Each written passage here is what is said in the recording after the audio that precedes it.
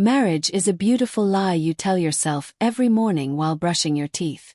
I, Wesley Grant, had been telling myself that lie for 11 years, standing in our master bathroom in our 1.4 million River Oaks townhouse, looking at a man in the mirror who had convinced himself that a quiet wife meant a content wife.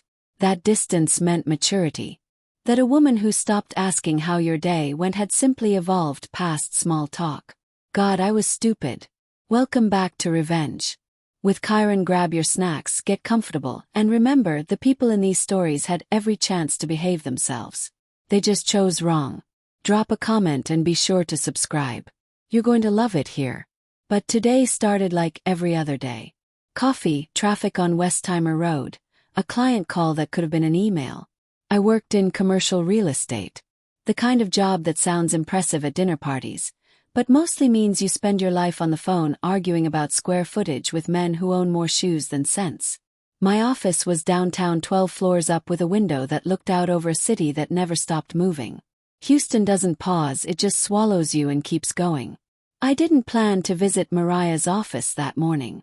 That's the part that still gets me. My wife, Dr. Mariah Grant, ran one of the most well-regarded behavioral therapy practices in the Houston Medical Center District, the Renewed Mind Wellness Group, sleek waiting rooms, soft lighting, a receptionist named Nobody I cared about who always smiled like she was hiding something. Mariah was brilliant, the kind of brilliant that made you feel lucky to be near it and slightly stupid by comparison. She had written 2 books, been featured in Texas Monthly, and gave keynote speeches at charity galas for a non-profit she'd founded herself, the Brighter Futures Foundation, helped underprivileged children, or so everybody thought. I stopped by because I'd made a reservation at Caracol, her favorite seafood restaurant on Post Oak Boulevard, for our anniversary dinner that Saturday. I wanted to confirm she was free Thursday to pick up the dress she'd ordered. That's it, a 30-second conversation. I was going to kiss her on the cheek and be back in my car before noon. I didn't know that 30 seconds would detonate 11 years of my life. The medical center district was its usual controlled chaos. When I parked the Tahoe on Bertner Avenue and walked the half-block to her building, glass and steel, the kind of architecture that whispers, "We charge $400 an hour in here." The receptionist, Belle, 20-some, always with a headset, looked up when I pushed through the door, and her smile did something strange. Flickered like a light bulb, deciding whether it wanted to commit. "Mr. Grant," she straightened. "Dr. Grant isn't expecting you." "I know," I said. "Surprise visit. Married people do that sometimes." She's in a session right now." "Long one." "Could be." She glanced at her screen. "Another 40 minutes minimum." Shrugged. "I'll wait at her desk. I know the way." "Actually, I should probably bell." Smiled. "I've been here 100 times. She went quiet. That flicker again. I filed it away without knowing why. Mariah's private office sat at the end of a short hallway, past 2 therapy rooms and a small kitchen that always smelled like chamomile and ambition. I opened her door, stepped inside, and exhaled. The room smelled like her bergamot and something warm underneath it. Framed degrees on the walls. A mahogany desk so polished you could do surgery on it. Bookshelves that lined the entire left wall. Color-coded because of course they were. The woman color-coded groceries. I settled into the chair across from her desk, the one her patients probably used to confess their worst secrets, and I pulled out my phone to scroll mindlessly while I waited. That's when I saw it on the desk, just sitting there between a legal pad and a stack of folders. A fountain pen, dark burgundy barrel, gold trim, the kind of thing that costs more than most people's car payments. I wouldn't have thought twice about it. Mariah collected nice pens except for the engraving. I leaned forward. Belle Grant, my daughter's name. My hands moved before my brain gave permission. Picked it up. It was heavier than expected. Solid, substantial, the weight of something that mattered. Belle Grant, our daughter, 12 years old, missing for 8 months. 8 months of police reports that went nowhere. 8 months of flyers on telephone poles along Shepherd Drive and Westheimer. 8 months of a grief that had settled into my bones like concrete. 8 months of sleeping next to a woman who cried at the candlelight vigils and gave television interviews and squeezed my hand in front of cameras and whispered, "We'll find her, Wes. I know we will." 8 months of that woman keeping our daughter's fountain pen on her desk like a paperweight. Something in my chest went very, very cold. I turned the pen over in my fingers. My thumb found a small seam near the clip, almost invisible, the kind of thing you'd never notice unless your hands were already shaking and looking for something to hold on to. I pressed it, a soft click, and the bookshelf moved. Not dramatically, not like the movies where stone grinds and dust falls from the ceiling. It just slid smooth and hydraulic like it had been built by someone who knew exactly what they were doing. A 4-foot gap opened between the edge of the shelf and the wall, and cool air breathed out of the darkness beyond it. I stood up so fast the chair rolled back and hit the desk. "Well." My voice came out barely above a whisper, then louder. "Well, Daddy." Small, hoarse. Like a voice that hadn't been used for regular conversation in a very long time. She was sitting on a twin bed against the far wall of a room no bigger than a walk-in closet, white walls, LED strip lighting on a dim setting, a small bookshelf with textbooks, a desk with a laptop, and my daughter, my 12-year-old daughter, who I had not seen in 8 months, thin in a way that made my throat close, wearing clothes I didn't recognize, looking at me with eyes that had learned to be careful. This is the part where a good father rushes in and scoops her up. And I did. But this is also the part where something else was born in me. Something I didn't have a name for yet. Something that wasn't grief or relief. Something else. I crossed the room in 2 steps and pulled her into my chest. And she went rigid for a half-second. Rigid like a child who'd forgotten what safe felt like before she crumbled into me and started to shake. "I've got you, baby. I've got you." She said you didn't want me anymore. Her voice was muffled against my shirt. She said I was too much. That you both agreed. My jaw tightened. That's a lie. My voice was so controlled it scared me. That is the biggest lie anyone has ever told you. I know, she whispered. Think I always knew. But she kept saying it and I pulled back and looked at her face, memorized it. Every new hollow, every new shadow. How long have you been in here? Since September, I think. First she let me out at night. Then she stopped. September. It was now May. Does anyone else know you're here? She shook her head, then hesitated. Preston brings my food sometimes. Preston, my wife's younger brother, whom I had sat across from at Thanksgiving, who had hugged me at a candlelight vigil and said, "Brother, we're going to find her." Who had looked me in my eyes. I felt the cold thing in my chest spread outward like a stain. I kept my voice even steady. The voice I used in negotiations when I was about to take everything off the table. Here's what we're going to do. You're going to come with me right now. And you're not going to say a word to anyone until I tell you it's safe. Can you do that? Belle nodded. Good girl. She always was. I walked her out through the office, past the bookshelf that I pulled back into place behind us. Let Mariah come back and find everything exactly as she left it and down the hallway. Belle kept her head down. When we passed the reception desk, Belle looked up at the receptionist who had tried to stall me at the door. Hi, Belle, the receptionist said carefully. The way you speak to a situation, you've decided not to see. She knew.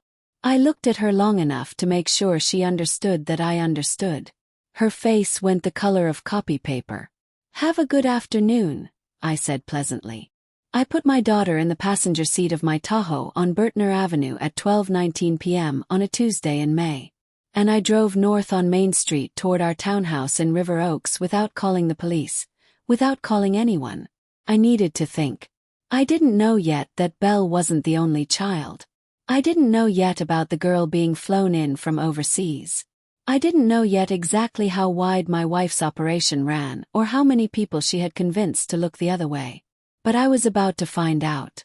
And when I did, I wasn't going to make a single move that I hadn't already planned. 3 steps ahead. Mariah had spent 11 years studying how broken people think. It was time she met one. Most men, when their world collapses, reach for a bottle. I reached for a legal pad and a black marker. Revenge without a blueprint is just anger with bad aim. Belle was upstairs, showered, fed, 3 scrambled eggs and toast because it was the first thing I could make without my hand shaking too badly, and asleep in her old bedroom for the first time in 8 months. I stood in the doorway for a full minute just watching her chest rise and fall, making sure. The way you check on a newborn because you don't yet trust the universe to keep them breathing without a witness. Then I went downstairs, sat at the kitchen island, and started making a list of everything I knew about my wife, which, as it turned out, was embarrassingly little. I knew she took her coffee black. I knew she hated the sound of televisions and restaurants. I knew she could walk into a room full of strangers, and within 20 minutes have every single one of them convinced she was the most empathetic person they'd ever met. That last part, the part one used to think was a gift, I now understood was a skill, practiced, deliberate. The difference between a warm fireplace and a controlled burn. I wrote her name at the top of the page, Maria Grant. Then I drew a line underneath it and started mapping everything she'd built. The Brighter Futures Foundation had been Mariah's idea 3 years into our marriage. I thought it was beautiful. This woman I loved, pouring herself into underprivileged children, creating pathways, building futures. I'd written the first check myself, $50,000. Proud as a man can be. I'd told people at dinner parties. My wife, she runs this incredible foundation.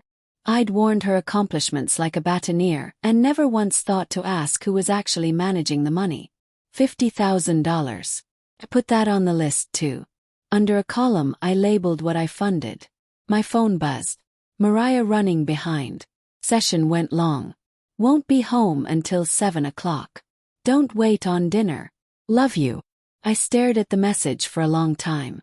She doesn't know I was there. She doesn't know I have Belle. She thinks the room is still sealed and the secret is still breathing. I type back. No problem. I'll grab something. Love you too.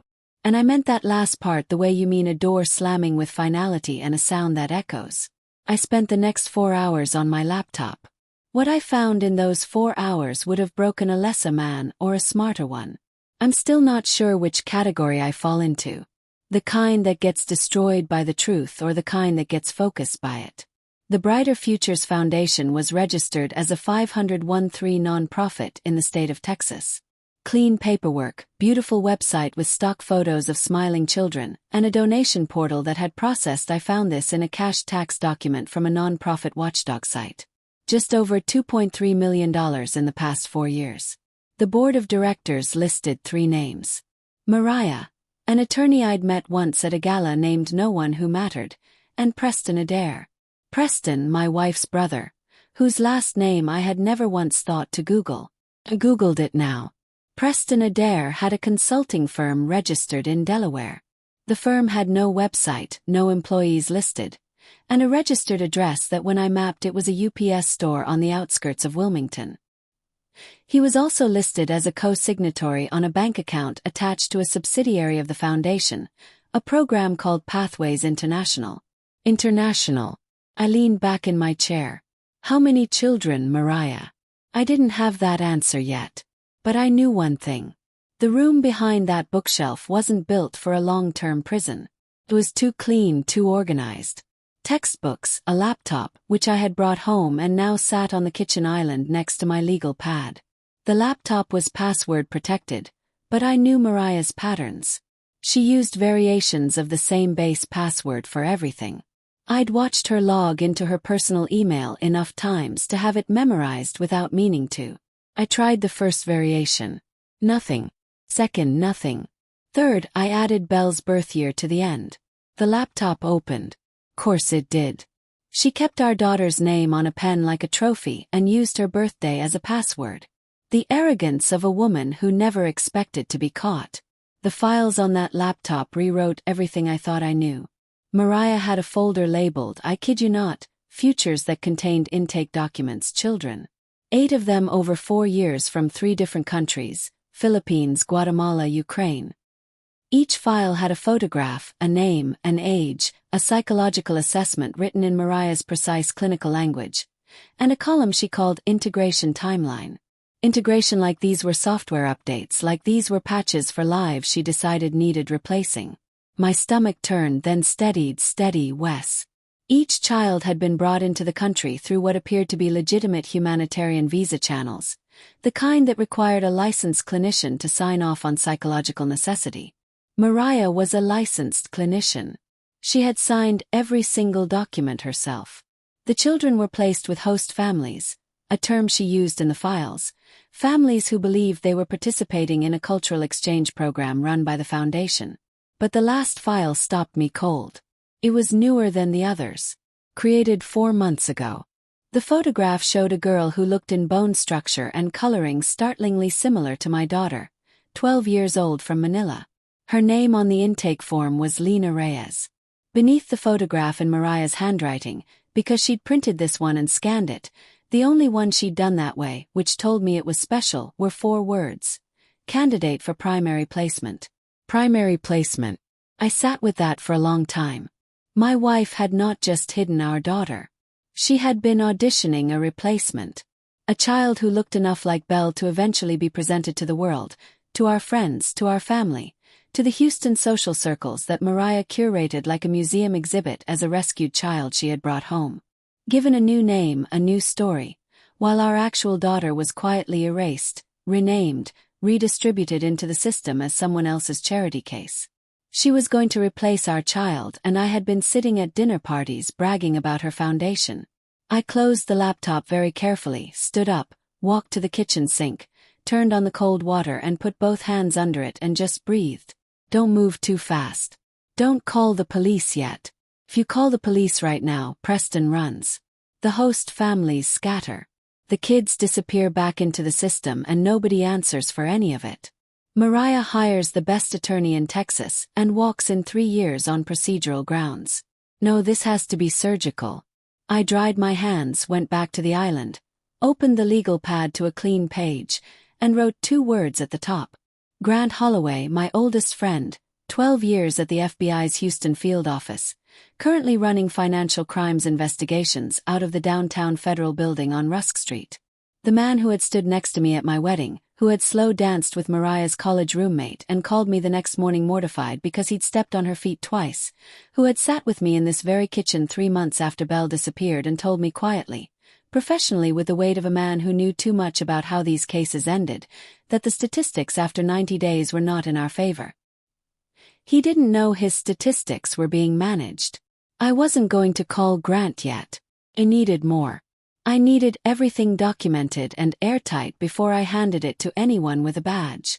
Because the moment I did, the story became theirs to tell. And I had something more important than justice in mind. I wanted Mariah's name to mean something specific in this city. I wanted every person who had ever applauded at her galas to feel the retroactive embarrassment of it in their bones. I wanted the story to be so complete, so thoroughly documented that no attorney, no spin doctor, no tearful press conference could sand a single edge off it. Justice would come, but reputation death comes first. I heard small footsteps on the stairs at 4:30 p.m. Belle appeared in the kitchen doorway, hair loose, wearing the oversized University of Houston sweatshirt she'd apparently still had hanging in her closet. She looked at the legal pad, at the laptop, at the expression on my face that I hadn't quite managed to neutralize before she walked in. "You're planning something," she said. "I'm just working, Dad." She tilted her head. She had her mother's eyes, which was currently a complicated thing to reckon with. "I know your work face. That's not it." I patted the bar stool next to me.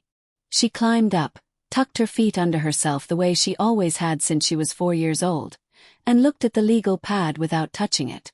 "She was going to bring someone else home," Belle said quietly, like it wasn't a question. I looked at her. "What do you know about that?"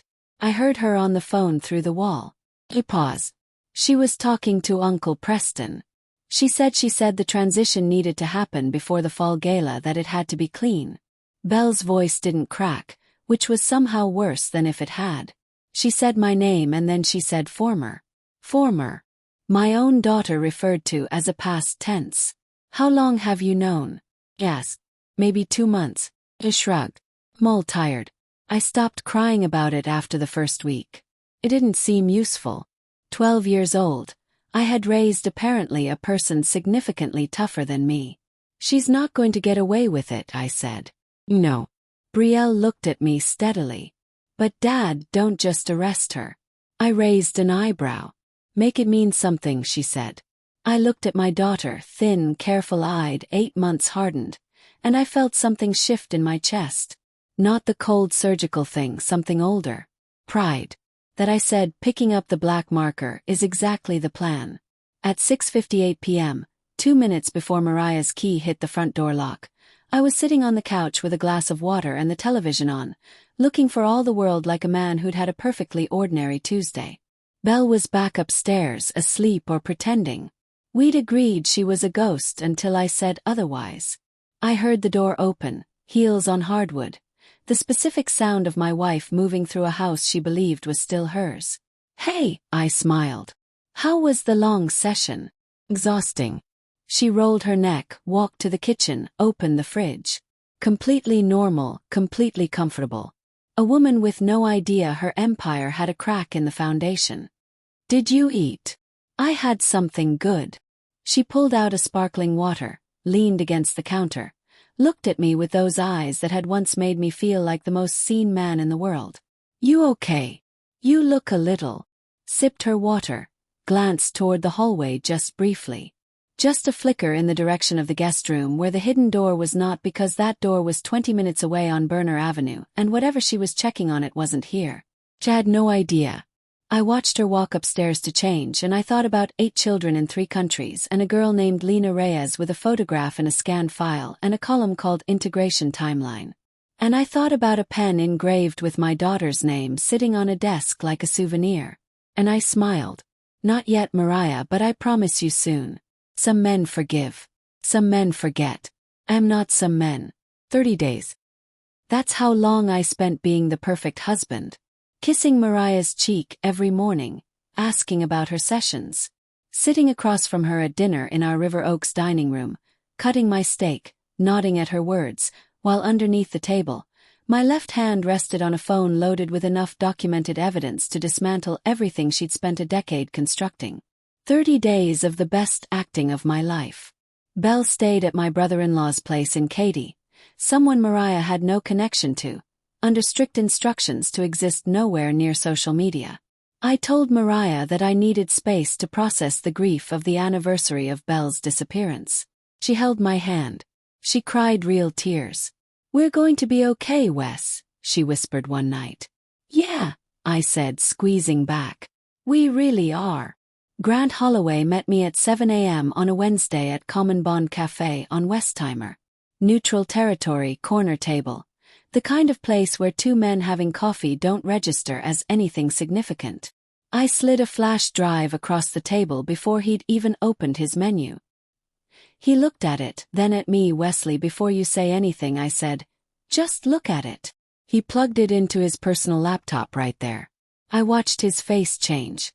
Grant Holloway was 20 years in federal law enforcement. The man had a resting expression carved from Houston concrete. But somewhere around minute 4, scrolling through Mariah's Futures folder, something moved behind his eyes. He closed the laptop slowly. "How long have you had this?" 30 days. "Wesley, you should have called me immediately." "If I'd called you immediately," I said, sipping my coffee, "Preston would have gotten a heads up. The host families would have scattered, and Mariah would have been in a Chanel blazer on the Channel 13 Evening News, talking about how her jealous husband fabricated everything." I set down my cup. I needed it airtight. Airtight. 3 countries, I know. And the girl from Manila, Lena Reyes. She landed at Bush Intercontinental 6 days ago. She's currently with a host family in Sugarland. That was new information. Kept my face level. Then we're right on time. He picked up the flash drive, turned it over in his fingers. "I'm going to need 48 hours to get warrants." "You have them." I said, "But Grant, I need one thing from you." He waited. "The press release goes out before the arrest, not after." "Before. I want every journalist in Houston to have her name in their mouth before she sees a single badge." Grant studied me with the look of a man negotiating with someone who has already decided. "That's not standard procedure." "No," I agreed, "but neither is what she did." He pocketed the flash drive, stood up, threw 220s on the table. 48 hours, he said, and walked out into the Houston morning. I spent those 48 hours finishing what I'd started. Mariah's social world was a carefully curated architecture. The gala committees, the hospital board positions, the Texas Monthly Profile, the speaking circuit. I had mapped every single pillar. And I had spent 30 days quietly, anonymously contacting the right journalists. A features reporter at the Houston Chronicle, an investigative producer at Co-11, a non-profit watchdog blogger with 40,000 followers, and a reputation for being extremely thorough. I didn't give them the story. I gave them the questions, specific surgical questions about the Brighter Futures Foundation that no innocent organization could answer cleanly. I let them dig. I let them find their own threads. By the time the warrants were signed, 4 separate journalists had already started pulling. Thursday morning, 6 a.m., I made Mariah her coffee. Black, set it on the counter beside her. Watched her check her phone with the unhurried ease of a woman whose Thursday had no surprises scheduled. Her phone buzzed, then again, then 4 times in rapid succession. She frowned at the screen. I already knew what she was reading. The Houston Chronicle had posted at 5:47 a.m. questions surround River Oaks, the therapist's non-profit children visas and missing money. Co had a crawler running on their morning broadcast. The watchdog blogger had published at midnight, and it had already been shared 1,100 times. Her voice was strange, compressed. I was buttering toast. There's something online about the foundation. It's someone saying she looked up at me, and for the first time in 11 years I watched my wife look at me and not see what she expected. Something in my stillness registered wrong to her.